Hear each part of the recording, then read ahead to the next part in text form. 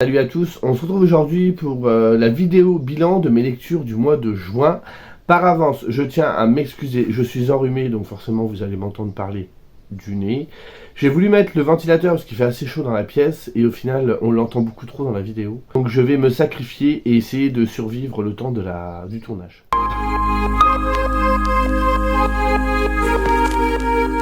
Tout d'abord, je viens vous parler de l'avant-dernier tome de la saga Harry Potter, donc le tome 6, Harry Potter et le prince de sang mêlé, que j'ai lu en lecture commune avec Petit Binôme et Dorian, Monsieur Cabric.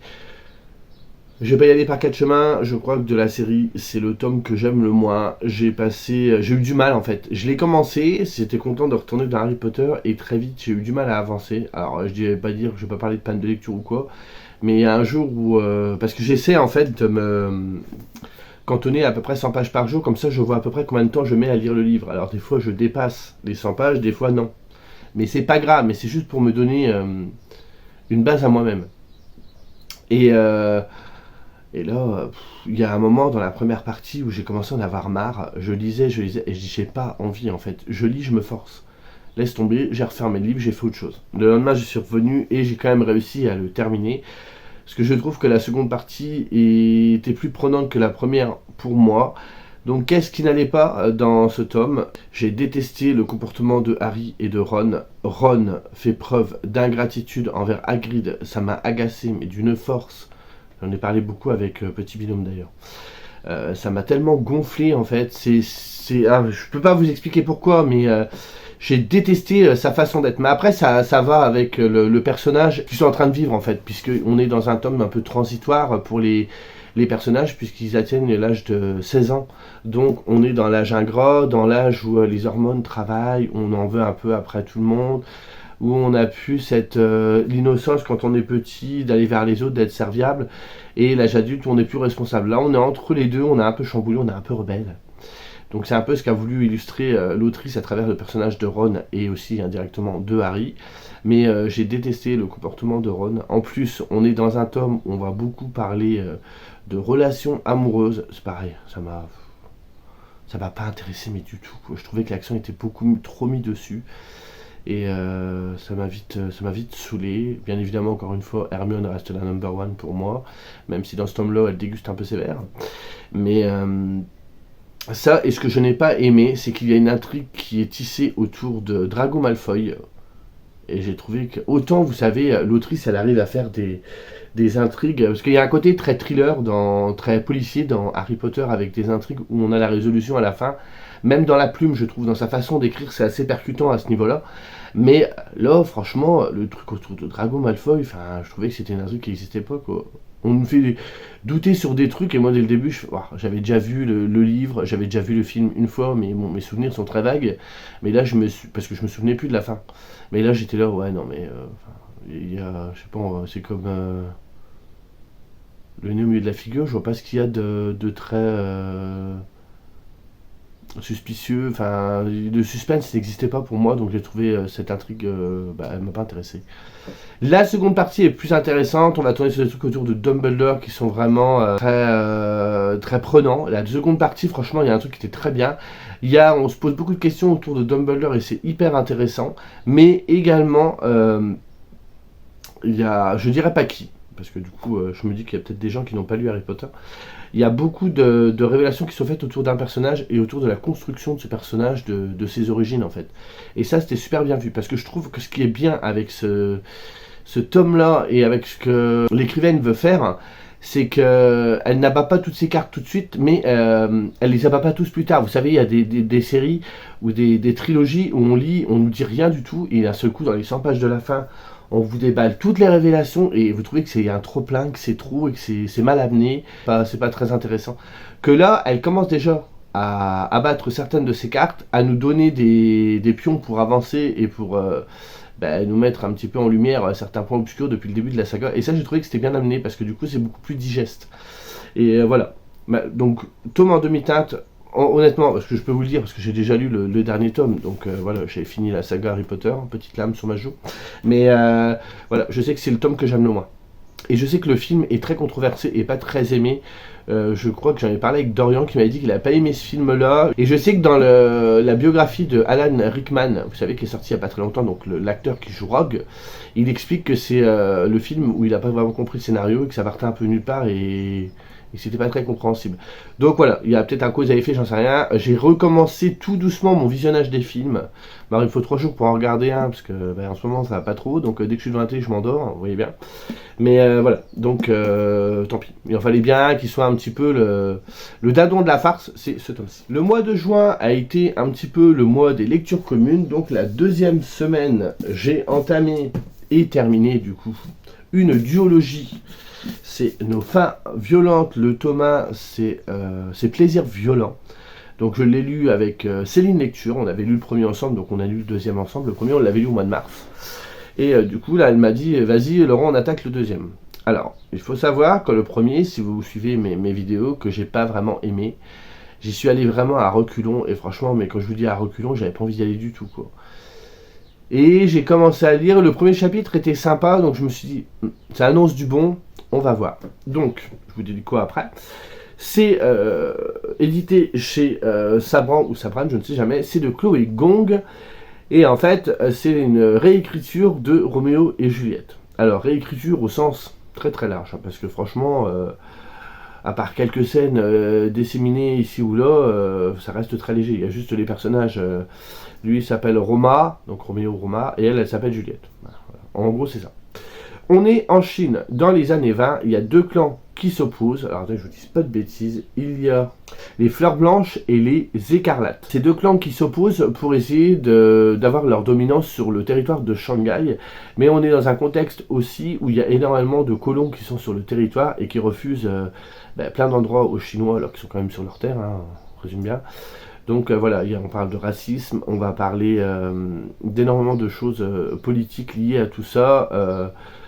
C'était très intéressant. Je pilote pas sur le côté politique parce qu'écoutez, il y a des trucs, à un moment, ça m'intéresse tellement que j'ai un peu survolé. C'est le problème de ce livre en fait. C'est que dans cette duologie, la politique est énormément présente, peut-être trop, et elle vient un peu écraser le reste. Je crois que l'autrice est née à Shanghai, hein, si je vous dis pas de bêtises. Oui, c'est ça. Elle est née à Shanghai, mais après, elle a déménagé en Nouvelle-Zélande. Mais du coup, elle est dans son récit, on sent qu'il y a un discours très patriotique. Elle veut dénoncer ce qu'a subi la Chine, parce qu'il faut savoir que nous, qui sommes en France, quand on étudie l'histoire en cours, on va étudier la Première, la Seconde Guerre mondiale. Hein. Je reste ce qui s'est passé sur notre territoire à nous et sur les pays limitrophes, mais également il y a la Première et la Seconde Guerre mondiale, on va étudier la Russie ou le Japon parce qu'ils étaient entrés en guerre avec nous. Mais sinon, des pays comme la Chine, on n'entend pas parler en cours. Donc du coup, tout ce qui s'est passé en Chine à l'époque, on ne sait pas ce qui s'est passé. Donc moi, je l'ai découvert avec ces deux tomes-là. Donc c'était très intéressant. Mais c'est trop. Et elle veut du coup mêler la politique à l'intrigue, donc du coup avec ce qui se passe entre les deux clans rivaux. Le Thomas finissait sur un petit cliffhanger que j'avais pas forcément plus apprécié que ça. Et là on repart quelques semaines après ou quelques mois, je ne sais plus, il n'y a pas trop d'écart.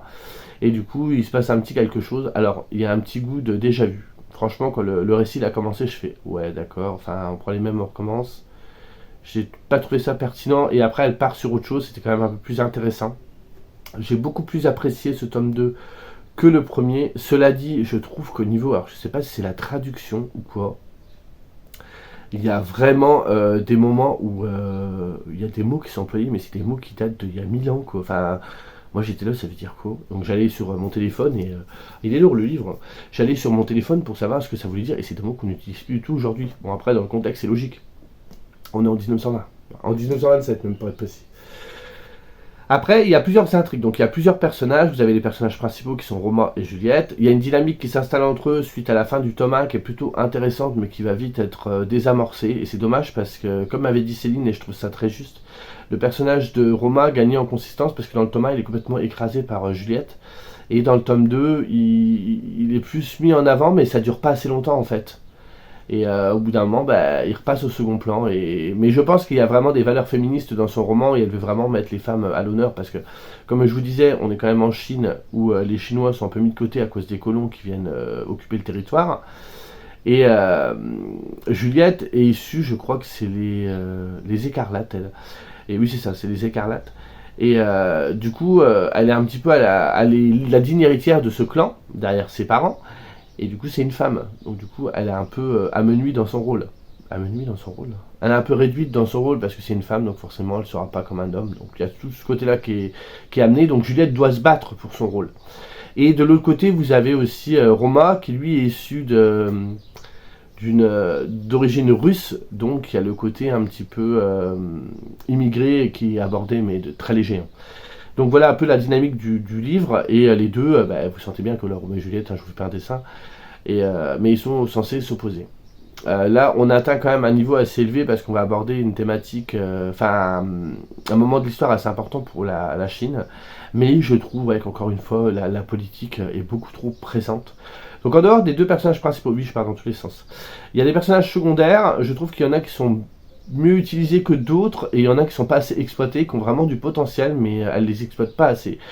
Et pour les intrigues, c'est pareil. Il y a plusieurs intrigues qui sont mises en place. Il y a la grosse intrigue Roma, Juliette et le contexte politique derrière. Et il y a d'autres intrigues avec les personnages secondaires, entre autres. Et ça, c'est pas assez appuyé. Et je trouve que par moment, elle lance plein de pistes. Et elle n'arrive pas à gérer l'ensemble. Donc c'est-à-dire qu'elle va vous parler, il va se passer ça sur le contexte géopolitique. Donc je vais parler de ça. Donc l'autre intrigue qu'elle avait mis en route quelques temps plus loin, elle n'en parle plus du tout. Et d'un seul coup, elle va revenir dessus, donc elle parle plus du reste. Enfin, je trouve que l'ensemble était assez mal géré. C'est ce qui m'a un petit peu gêné, en dehors du truc politique, parce que la politique, c'est un truc qui ne m'intéresse absolument pas. Dans l'ensemble, il y a quand même plus de rythme. Je trouve que la fin n'est pas si facile que ça et est plutôt intéressante. Et je l'ai trouvé, pour ma part, mieux que le tome 1, même s'il y a des trucs qui sont amenés dans... Alors, faut que j'essaie de rester mystérieux tout en vous disant la chose. Je vous disais, on prend les mêmes et on recommence. Certes, mais pour finir sur autre chose. Il y a des trucs qu'elle s'est servi, qu'elle a amené au début du récit, tu dis ok, et en fait à la fin tu dis ah ouais, ça fait un peu l'effet d'un pétard mouillé. Donc je trouve que ça reste assez maladroit par moment. Je sens la volonté de l'autrice et je respecte totalement ce qu'elle voulait mettre en place, mais je trouve qu'elle a voulu peut-être trop en faire et qu'elle s'est un peu perdue au milieu de tout ça. Il y a un spin-off qui vient de sortir ou qui va sortir, c'est Madame Fortune ou Bonne Fortune. Bon, je ne sais plus, je vous mettrai une insert, je ne sais plus le titre. Que je ne lirai pas personnellement, parce que Céline est venue me voir, elle est venue m'en parler, et en fait je lui ai dit, Céline, si tu veux, vas-y, mais non. Les livres, je crois qu'ils sont encore plus gros, peut-être de cette taille-là d'ailleurs, et c'est sur un des personnages secondaires qu'on retrouve par la suite, mais moi j'ai pas aimé assez, vous savez, ça va partir sur Vinted. Hein. J'ai pas été non plus conquis de dingue, et je trouve que l'argument réécriture de Roméo et Juliette, très vite. Si, il y a un moment où j'ai vu une scène qui rappelait un peu un certain duel qu'il y a dans la pièce de théâtre, et encore Céline l'avait pas vu. Hein. Quand je lui ai fait le rapprochement, Céline me fait ah, j'ai même pas pensé. Donc c'est pour vous dire. Donc ça restait sympathique, et encore une fois, voilà, on en parlait encore il y a pas longtemps avec Stéphanie. Un beau livre ne fait pas forcément une bonne histoire. Hein, tenez-le vous pour dit, parce que des fois. Faire des beaux livres c'est bien, mais quand l'histoire elle suit, c'est encore mieux. Et vous allez comprendre pourquoi, c'est pour ça que je peux faire ma transition. Je suis un vrai professionnel. Pourquoi je dis ça? Par rapport à ce titre-là. J'ai lu, parce que c'était ma 3e lecture commune du mois de juin, avec Dorian et Stéphanie, donc Monsieur Cabric et Chronique de Lydie, le tome 2 de l'ascension de Kaamelott avec la trahison de Kaamelott. Si vous vous souvenez, j'avais lu le tome 1 au mois de mai. Mai ou avril? Peut-être avril. C'était une réécriture sur le roi Arthur. Bon là c'est chez De Saxus, hein, c'est un des premiers titres qu'ils ont publié. Le premier s'appelle La Duperie de Guenièvre et était vraiment sympa. Pourtant il avait été décrié par beaucoup et j'avais passé un excellent moment. Dans ce tome 1, quand on commence l'histoire, la vraie Guenièvre, on apprend qu'elle est disparue, qu'elle est morte. Et il y a une jeune fille qui arrive et qui va la remplacer. Et cette jeune fille est là pour venir à Kaamelott et pour protéger le roi Arthur de choses qui vont arriver. Cette jeune fille, elle ne sait pas qui elle est. Voilà, c'est vraiment le point de départ. Et après, on va découvrir tous les personnages autour qu'on connaît, qui sont assez emblématiques. Le premier tome était assez lent, assez contemplatif, mais plutôt intéressant. On nous montrait les personnages. Il y a des choses assez surprenantes. On réécrit certaines parties du mythe, certains individus qui se trouvent à l'intérieur. Mais dans l'ensemble, voilà, il n'y a pas trop de prise de risque. On n'est pas non plus en train de tout chambouler non plus. Et il y a des personnages inédits qui se manifestent. C'était plutôt sympa, avec une fin plutôt pas mal. J'ai pris la petite habitude de Céline lecture. Avant de commencer ce tome 2, j'ai relu le dernier chapitre du tome 1, et j'ai bien fait parce que ça m'a remis un peu les choses en place. C'est ce que Céline, elle fait tout le temps, et comme je voulais en parler avec elle notre lecture commune, je dis bah tiens, je vais tenter. Et effectivement, ça peut remettre les choses en place, donc je sais pas si jamais ça vous tente, ça peut être une bonne solution. Et je commençais ce tome 2 en toute confiance. Et ma confiance s'est peu à peu atténuée et a peu à peu disparu. Et au final, c'est une belle déception. Je n'irai pas le tome 3, voilà, autant vous le dire d'affilée. C'est aux antipodes du tome 1. J'ai trouvé ce tome 2, pour vous dire, l'intrigue n'avance pas, les dialogues sont plats, les personnages sont à tuer. Il n'y a rien, mais rien qui va. L'intrigue, parlons-en. À la fin du premier tome, on sent que l'intrigue, voilà, elle arrive, elle commence, on nous explique l'enjeu qui va se mettre en place, on se dit c'est cool. Dans le tome 2, c'est pratiquement pas abordé. On part sur autre chose qui n'a aucune finalité, aucune importance. Il se passe des rebondissements, les rebondissements en 3 pages, c'est réglé. Il n'y a vraiment pas du coup de suspense. Ça, il n'y a pas. En fait, vous lisez, il se passe ça, et 30 secondes après, tu fais ah ouais, d'accord. Le système de magie devient un peu lourdingue, enfin c'est bon, on a compris, elle fait toujours la même chose, et il y a même des trucs où l'héroïne, ça sort du chapeau. Vous savez pas pourquoi ni comment, d'un seul coup, ah ben pour faire ça, ben je vais faire ça. Ah ouais, parce qu'elle sait faire ça. Incompréhensible. Dans le tome 1, j'aimais beaucoup le personnage de Guenièvre, qui était une fille qui était pas sûre d'elle, donc du coup il y avait un flou dans ses origines, dans son histoire à elle. Sa mission à elle, c'était de protéger le roi Arthur. Donc c'est ce qu'elle faisait. Elle le faisait à tâtons parce que même elle avait peur de certaines choses. Elle se sentait pas d'y arriver, mais elle relâchait rien. Elle faisait des efforts. Si elle tombait, elle se relevait. Je trouvais que c'était une fille courageuse et très humaine, et ça la rendait très attachante. Dans ce tome 2, elle passe son temps à se plaindre, à ressasser pendant 1000 ans la même chose. T'as envie de la prendre et lui mettre une grande claque et de la secouer et de lui dire mais remue-toi quoi. Elle fait des boulettes et elle est là, oh mais j'aurais pas dû faire ça, je m'en veux, c'est pas... Ben corrige ton erreur hein, en fait, si tu peux. Non, bah non. Non, elle juste pour se faire plaindre, enfin c'est le genre de truc, les gens qui s'appuient plutôt sur leur sort, moi c'est quelque chose qui m'énerve d'une force. Donc là c'était un peu ça, donc ça m'a complètement gonflé. Il y a un truc que j'ai pas compris vis-à-vis de l'autre. Ah oui, parce que c'est écrit par Kirsten White, je vous l'ai pas dit. Il y a un truc que l'autre ça fait, j'ai pas compris. Il y a un personnage qui arrive, qui a pratiquement à une lettre près le même prénom qu'un des personnages principaux. Je confondais les deux sans arrêt. J'ai pas compris l'intérêt des prénoms, il y en existe des milliers. Pourquoi aller mettre le même prénom pratiquement? Enfin, elle est où la logique? Du coup, voilà, il se passe des choses, hein, on va pas dire qu'il se passe rien dans ce tome parce que c'est pas vrai, mais tu sais pas pourquoi il se passe tout ça. J'ai l'impression que c'était un tome je pense que du tome 1, je vais être méchant, hein, on peut passer directement au tome 3 en fait, parce que le tome 2 ne se passe rien. Il y a dans les derniers chapitres où il se passe des trucs, et encore, écoutez les gens, c'était extraordinaire sur la fin. Moi j'ai eu la fin, je dis non, c'était pas. Non. Moi, franchement, c'était pas concluant du tout. C'est très dommage parce que c'est d'autant plus ça qui me rend en colère que j'avais aimé le tome 1 et de me dire que les gens l'avaient beaucoup critiqué. Au final, c'était pas mal. Ben, j'étais agréablement surpris, ça fait plaisir. Et là, j'ai dit non, c'est pas possible quoi. Là, il se passe rien. Franchement, c'est important, c'est tout. Hein. Le livre est absolument magnifique, on va pas se mentir. On a quand même un objet livre sublime. Hein, il y a le style, ma chérie.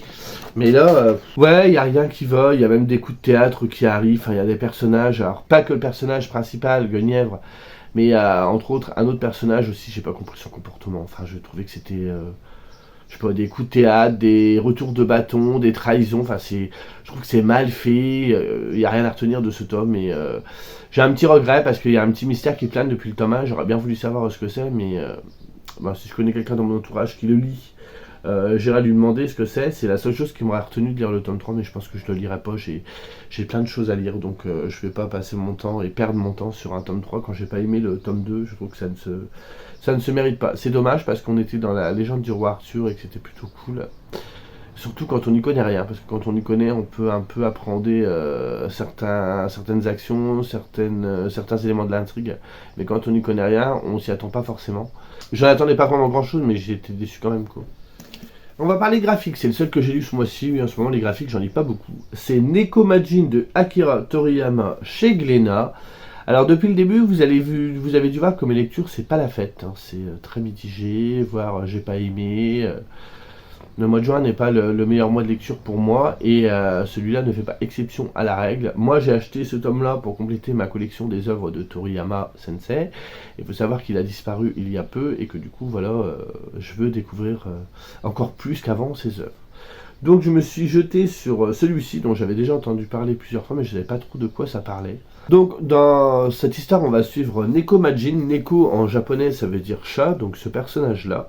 Et pourquoi Neko Majin? Parce qu'il fait partie de cette espèce on va dire comme Majin Buu. Pour ceux qui ont vu Dragon Ball et c'est un petit peu dans le dernier arc. Oui, si le dernier arc autour du personnage de l'antagoniste Buu. Il y a Majin Buu et là vous avez Neko Majin. Que dire, faut y aller l'esprit léger. C'est des histoires un petit peu des sketchs qui se passent où alors je sais pas si on ne connaît pas Toriyama, on peut prendre vraiment plaisir. Je pense que c'est faisable, mais que le plaisir ne sera pas le même parce qu'il fait énormément de références à d'autres de ses œuvres dont il va se moquer lui-même. Donc si on ne connaît pas du tout l'univers de Toriyama, on peut peut-être rigoler, hein, je ne dis pas le contraire, mais on va passer à côté de certaines choses, parce que voilà, il va faire venir, entre guillemets, en tant que guest, des personnages de d'autres de ses univers, pas tout le temps, hein, mais si c'est pas des personnages de son univers, ça va être au niveau des décors, on va retrouver un petit peu l'univers Toriyama qu'on voit dans Harale ou dans Dragon Ball. L'humour est très léger, voire pipi caca, donc moi c'est pas toujours ce qui me fait rire le plus. Et voilà, j'ai souri quelques fois, j'ai pas non plus été emporté de ouf. Je pense que de mon point de vue, ce n'est pas la meilleure de ses œuvres, mais je pense que c'est pas ce qu'il cherchait non plus à être absolument épatant avec ce titre. Il a voulu s'amuser, c'est ce qu'il a fait et ça a donné ça. Voilà. Je suis content de l'avoir lu. Le dessin n'est pas non plus. Bon, après, on a des pages couleurs, donc c'est très cool. En fait, tous les débuts de chapitres, on les a tous au début en couleur. Donc ça déjà. C'est vraiment, vraiment sympa. C'est peut-être ce qui a justifié le prix, hein, je pense. Et après, le dessin reste du Toriyama. Hein, on le voit un peu évoluer par la suite parce que il est un peu plus détaillé comme ici. Vous voyez, le trait va être un peu plus détaillé qu'au début. Mais je ne sais pas si ça n'a pas été fait sur plusieurs années. Je ne sais pas si on nous explique tout ça. J'ai pas été non plus submergé de bonheur en la lisant, mais voilà. Moi, je l'ai dans ma collection. Je pourrais, si je devais faire un classement des œuvres de Toriyama, je sais que celle-ci ne rentrera pas en haut du top. Quoi. Mais bon. Au moins, c'est passons maintenant qu'on a passé tout ça. Parce que j'ai pas forcément fait aujourd'hui dans l'ordre chronologique. Pour une simple raison que vous allez comprendre tout de suite, passons à des lectures qui sont beaucoup plus plaisantes pour moi.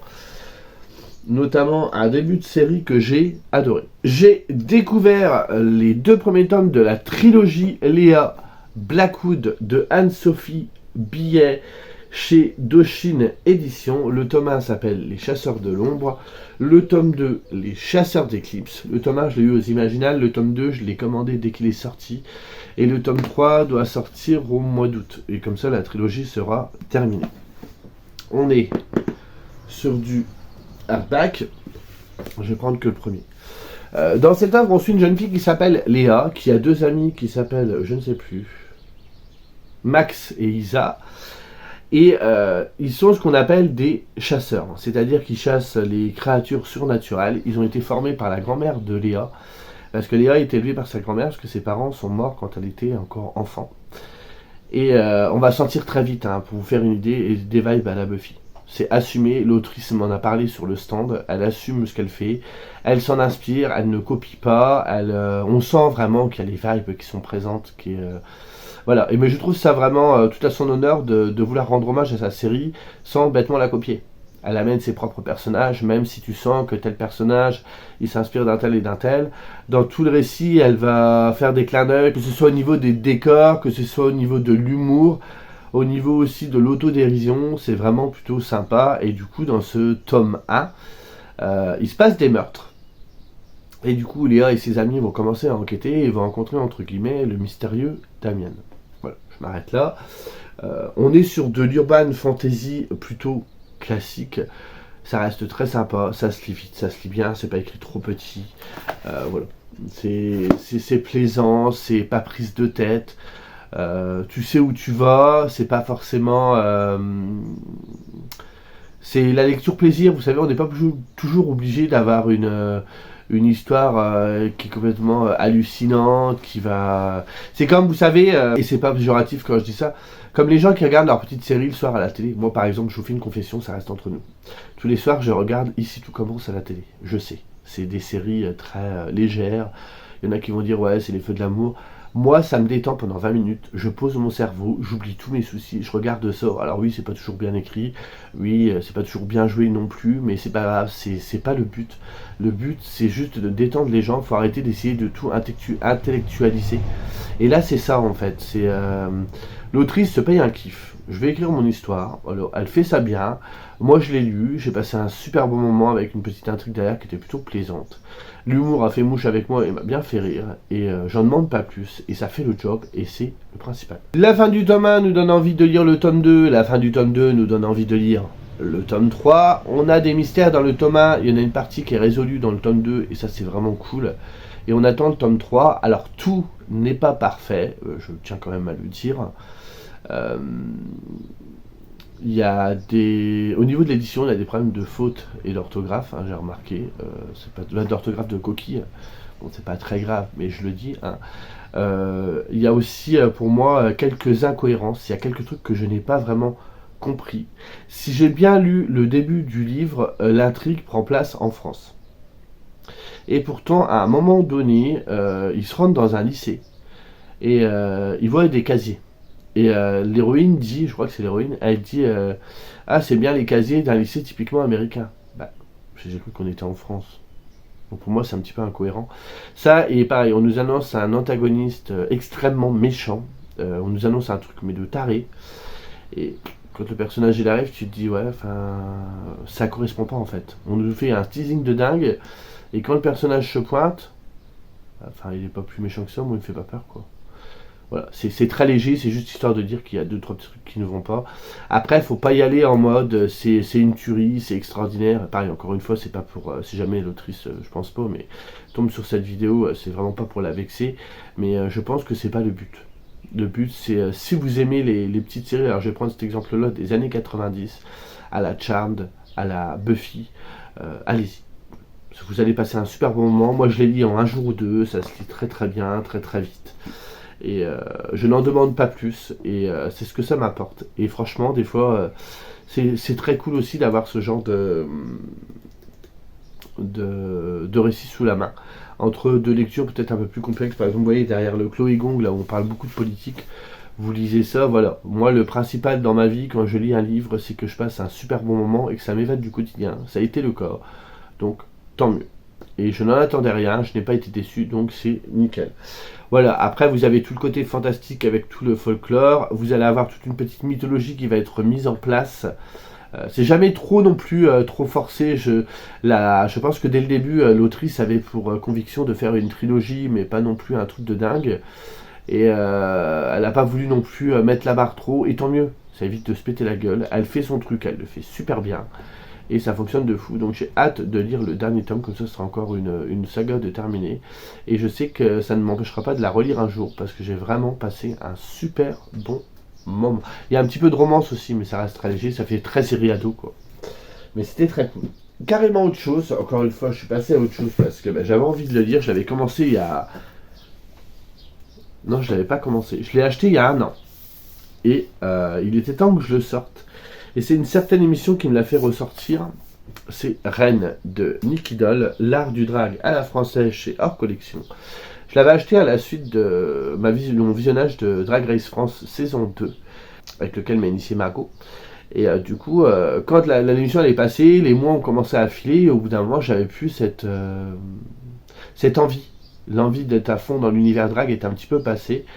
Donc j'ai dit, c'est tout, on verra plus tard. Là, en ce moment, il y a la diffusion de la saison 3. Et du coup, l'envie est revenue, donc j'ai dit, il faut battre le fer tant qu'il est chaud. Donc j'ai lu ce livre. Superbe ouvrage. Alors je ne l'ouvrirai pas, je ne vous montrerai pas les photos à l'intérieur, parce que je ne veux spoiler personne. Mais il faut savoir que les photos sont absolument sublimes. Et Nicky Doll, elle n'est pas toute seule. Hein. Elle l'a écrit avec Mathieu Bobard de Lierre. L'idée est d'expliquer un petit peu aux gens qu'est-ce que le drag, d'où ça vient. C'est assez compliqué parce que le drag En soi, on a une vague idée de ce que c'est, mais le drag se redéfinit à chaque fois pour chaque personne qui le pratique. Donc c'est assez compliqué. Donc elle revient sur les origines du drag de façon historique. C'était plutôt intéressant et j'ai appris quelques petits trucs. Et ensuite, elle va nous dresser un portrait de plusieurs personnages qui pratiquent le drag. Alors le drag au sens très large du terme, parce qu'à l'intérieur, vous n'aurez pas que les drag queens, mais vous aurez également du drag king, et vous aurez également un transformiste de chez Michou. Donc il y a vraiment cette idée de changement d'apparence, j'ai envie de dire, d'interpréter un personnage, un alter ego, au point de vue assez large. Pareil, dans les queens, vous aurez des queens de diverses origines, de différents horizons culturels. Qu'est-ce qui les inspire? Qu'est-ce qui les anime? La motivation de devenir ou d'être une drag queen aussi. Pourquoi avoir un alter ego féminin ou masculin ou représenter une star qu'on apprécie? Parce que dedans, vous avez le transformiste. Alors attendez, je vais dire son nom pour pas non plus vous dire n'importe quoi. Christophe de chez Michou qui, par exemple, performe sous le personnage de Chantal Goya, entre autres, depuis des années. Et c'est pas encore pareil parce qu'un transformiste c'est encore différent, c'est vraiment arriver à mimer à la perfection une star. Le drag c'est encore autre chose. Mais du coup on va voir, on va découvrir toutes les origines de ces différentes personnes, pourquoi elles en sont arrivées au drag, leur chemin de vie, comment elles sont aujourd'hui. Je trouve que c'est écrit avec beaucoup d'humanité, beaucoup d'émotion. Notamment, moi, un personnage qui m'a extrêmement marqué, c'est la drague Stella Rocha, qui m'a vraiment fait un petit pincement au cœur. Mais voilà, cette volonté de... Il y en a qui sont nés dans des milieux aisés, d'autres dans des milieux qui font face à la précarité. Il y en a qui ont eu des expériences de vie très traumatisantes, d'autres beaucoup moins. Mais toutes avaient cette envie d'assumer un peu leur différence, de la montrer et de le faire à travers un alter ego, donc majoritairement féminin. Et ça devient un peu leur super héroïne et elle leur permet de devenir qui elle est. Par exemple, vous avez Nicky Doll, dans la vie de tous les jours, il s'appelle Carl Sanchez et il avait du mal avec, je vous le dis parce que j'ai vu des interviews aussi, avec son apparence, avec qui il était, et en créant le personnage de Nicky Doll. Il faut savoir que Nicky Doll, pour ceux qui ne le savent pas, c'est la présentatrice de Drag Race France. Et Carl Sanchez est un homme, quand il passe en Nicky Doll, forcément, on dit elle. Ça paraît logique, c'est devenu une femme, entre guillemets. Et du coup, Nicky Doll, en devenant et en se draguisant, je sais pas si ça se dit, mais bref, je le dis, en femme, il s'est beaucoup plus assumé en tant qu'homme, parce qu'il a vraiment fait connaissance avec la partie féminine qu'il a en lui, que toute personne, un homme a une partie féminine et une femme a une partie masculine, ça paraît logique. Et en épousant cette partie-là, il s'est mieux redécouvert lui-même.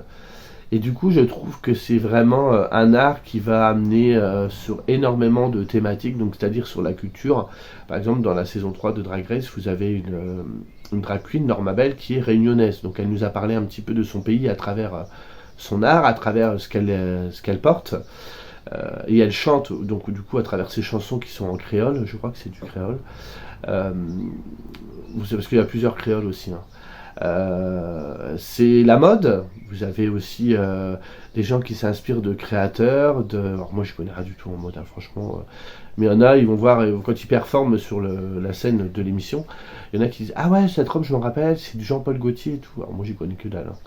Mais il y a ça. Il y a aussi plusieurs sortes de drag queen. Vous avez la drag queen qui va être performeuse, vachement dans le lip sync, donc c'est-à-dire on vous passe une bande son d'une chanson et il faut l'interpréter derrière. C'est pas juste faire du playback, c'est beaucoup plus que ça. Dans le maquillage, vous avez les beauty queens qui sont là, qui savent faire un maquillage absolument sublime. C'est des mecs, franchement, laisse tomber le maquillage qu'ils font, quoi. C'est un truc de gueudin. Et vous avez aussi, c'est mes chouchous, les drag créatures. Dans la saison 3, vous avez Magnetica. Je ne l'ai vu que 2 épisodes, mais je suis tombé en amour. J'adore ce personnage. Bref, vous avez énormément de choses et du coup ça brasse énormément de thématiques et c'est hyper intéressant et du coup elle leur rend hommage et je trouve qu'elle a assez bien choisi tous les personnages qui la composent. J'en connaissais certaines à travers les 2 saisons qui sont passées de Drag Race, 3 parce que du coup il y a une drague qui est dedans, qui est dans la saison 3 que je ne connaissais pas avant, mais également d'autres personnages que je ne connais pas et comme je n'habite pas à Paris, c'est pas des lieux que je vais fréquenter donc je peux pas comme il performe énormément, pas que sur la scène parisienne, mais en majorité, bah, si t'es pas sur la région parisienne, ça va être compliqué, quoi. Mais franchement, c'est un art qui mérite d'être connu. Je trouve que depuis que l'émission Drag Race existe, c'est beaucoup plus mis en avant. Et honnêtement, moi j'avais beaucoup d'a priori. Quand j'ai eu la pression est passée, je me suis dit, oh, ça m'intéresse pas trop. Je pense que c'est pas le truc pour moi et tout. Et on en a discuté. Et Margot me dit, mais essaye, franchement, Laurent, essaye, tu verras, c'est trop bien. J'ai regardé 2-3 épisodes et j'ai tout de suite accroché. C'est pas juste du spectacle, c'est pas juste que ça. Il y a énormément d'humains. Je sais que moi, quand je regarde un épisode de Drag Race, c'est ma petite bulle de bienveillance pendant un peu plus d'une heure.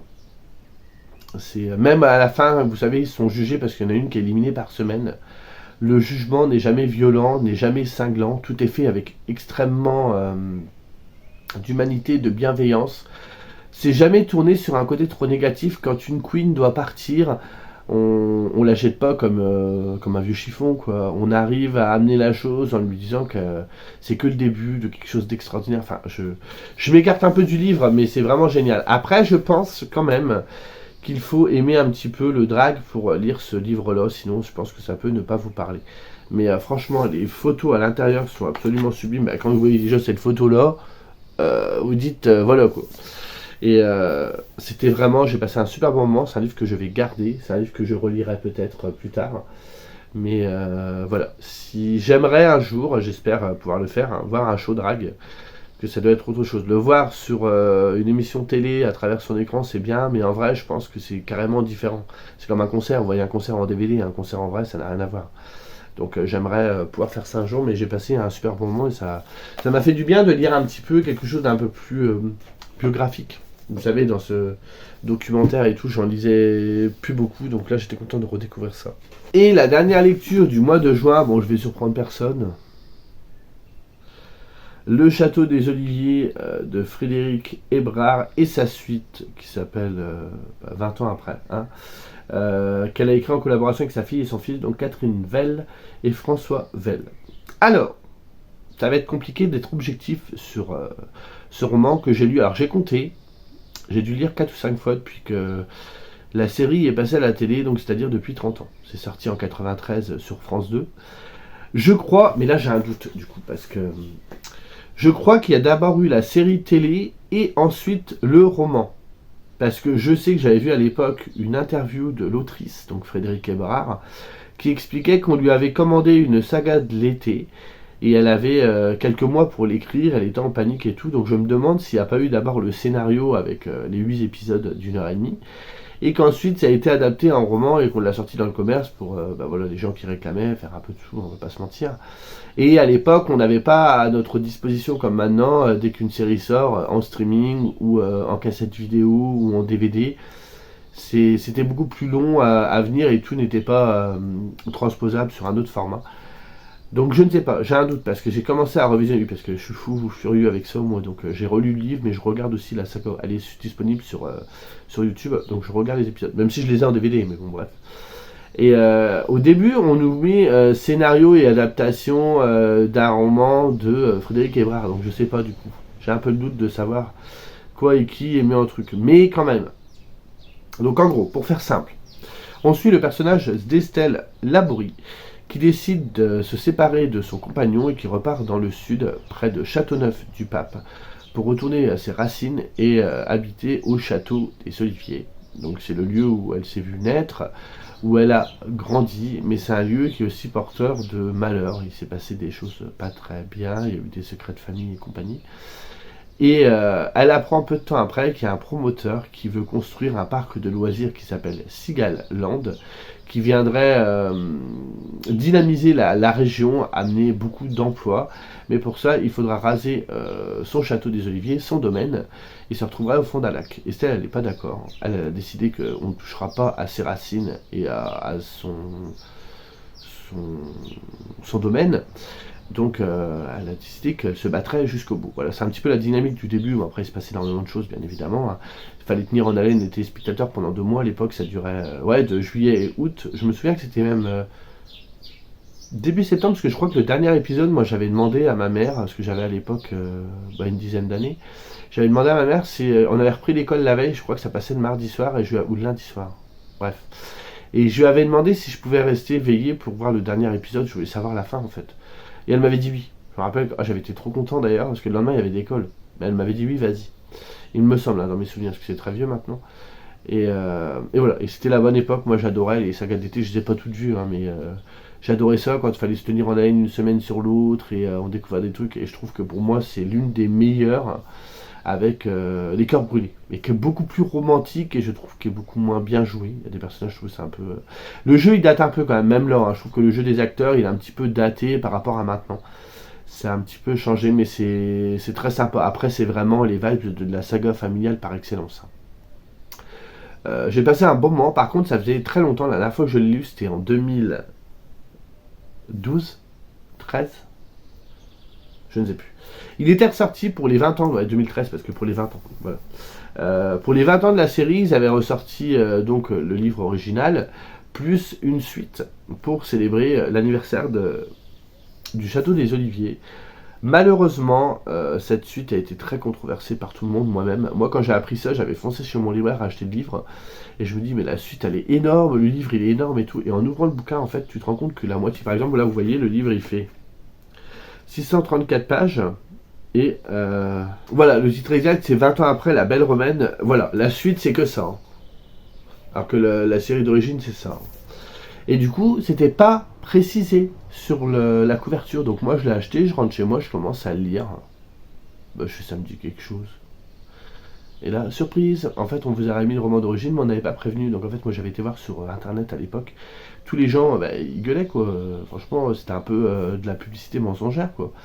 Et la suite n'était pas à la hauteur. Franchement, moi, je viens de relire la suite. Euh, c'est une grosse introduction, tout est esquissé, mais il n'y a rien qui est approfondi. L'histoire se termine, elle n'avait même pas commencé.